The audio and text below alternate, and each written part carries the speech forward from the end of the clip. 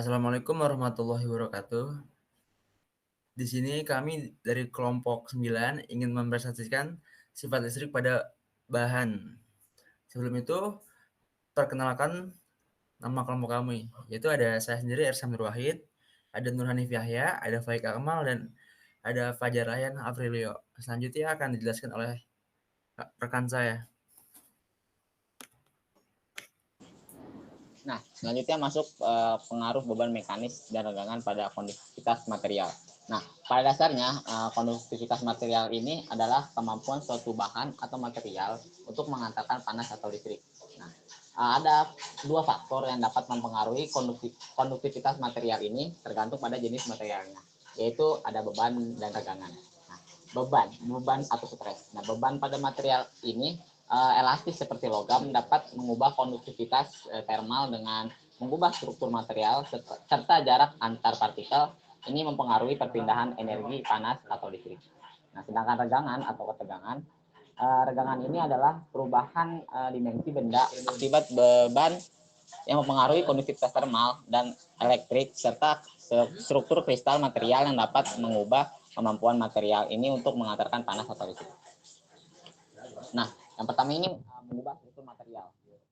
Nah, regangan ini dapat mengubah jarak antar atom dalam material, dan regangan juga dapat menyebabkan cacat pada material seperti dislokasi dan retakan. Nah, yang kedua juga ada efek piezoresistif atau efek piezoresistif. Efek piezoresistif ini dapat digunakan untuk membuat sensor tekanan dan strain gauge. Ya, beberapa bahan seperti silikon dan germanium menunjukkan efek piezoresistif. Nah, yang ketiga ada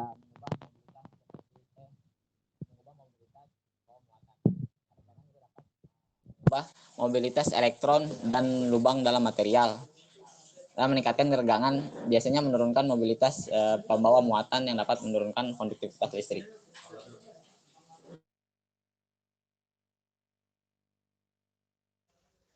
Ya, selanjutnya material superkonduktor. Nah, apa sih itu material superkonduktor?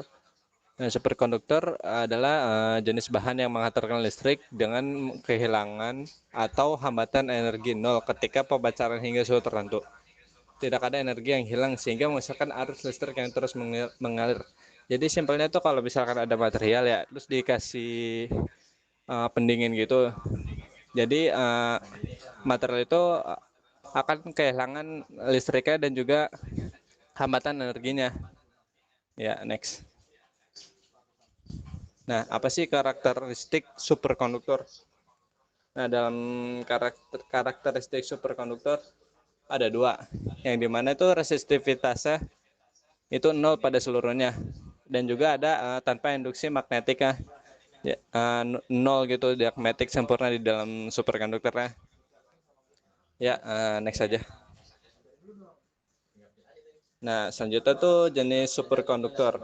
Nah, dalam superkonduktor itu ada dibagi dua. Yang pertama itu superkonduktor suhu rendah dan juga superkonduktor suhu tinggi. Nah, superkonduktor suhu rendah itu superkonduktor yang suhu kritisnya tuh di bawah nitrogen cair. Jadi buat menghasilkan superkonduktornya itu memerlukan helium cair buat pendinginnya. Nah, contoh dari suhu rendah ini tuh ada niobium nitrida, niobium 35, niobium germanium, dan lain-lain. Nah, selanjutnya ada superkonduktor suhu tinggi. Nah, superkonduktor suhu tinggi itu superkonduktor yang suhu kritisnya tuh di atas nitrogen cair, di atas 77 Kelvin ya. Nah, jadi pendinginnya tuh menggunakan nitrogen cair. Nah, ada juga contohnya.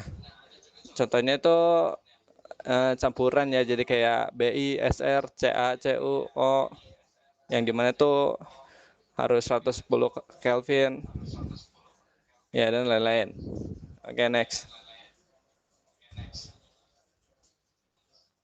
Nah, ada lagi jenis superkonduktor nih, yang dimana superkonduktor tipe 1 dan superkonduktor tipe 2. Nah, untuk superkonduktor tipe 1, menurut teori BCS ya, Barden, Cooper, dan Schrieffer, itu dijelaskan menggunakan pasangan elektron yang biasa disebut tuh pasangan Cooper. Jadi pasangan elektron itu bergerak sepanjang torongan penarik ya yang dibentuk ion logam yang bermuatan positif. Nah, akibat dari pembentukan itu pasangan dan tarikan ini tuh jadi arus listriknya tuh bergerak dengan merata dan akan menjadi superkonduktivitas. Nah, superkonduktivitas tipe 1 ini biasanya ditandai dengan efek Meissner. Nah, untuk superkonduktor tipe 2 itu seperti digambar ya. Jadi keadaan bahan superkonduktor tipe 2 ini kalau misalkan sesuai digambar ya, yang ketika H lebih kecil dari HC1, maka bahan superkonduktor tipe 2 ini berada dalam keadaan Meissner ya, itu yang dimana flux magnetika ditolak sempurna.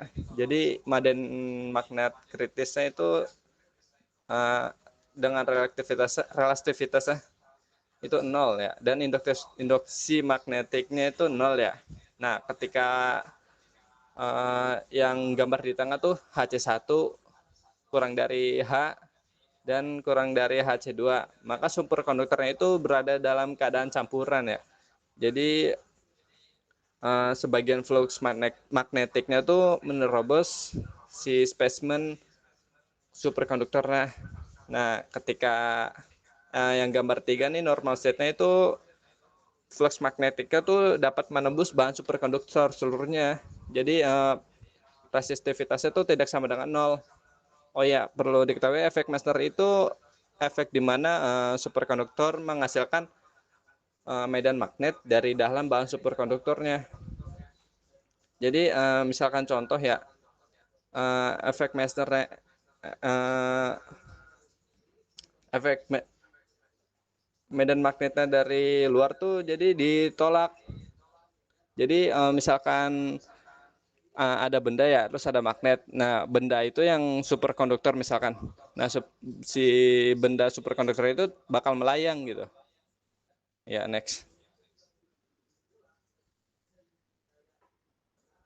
Oke, baik. Sekarang kita masuk ke aplikasi material superkonduktor. Nah, jadi pada pengaplikasian material superkonduktor itu ada pembangkitan magnet Schwarzschild globe.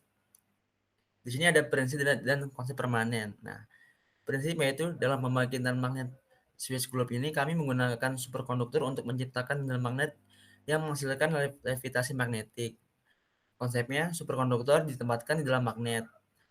Nah, jadi itu ketika superkonduktor izin hingga di bawah suhu kritisnya, ia tuh mengeluarkan medan magnet dari dalamnya. Nah, jadi akibatnya tuh si superkonduktor itu akan melayang di atas magnet permanen tanpa sentuhan fisik seperti gambar berikut. Nah, next.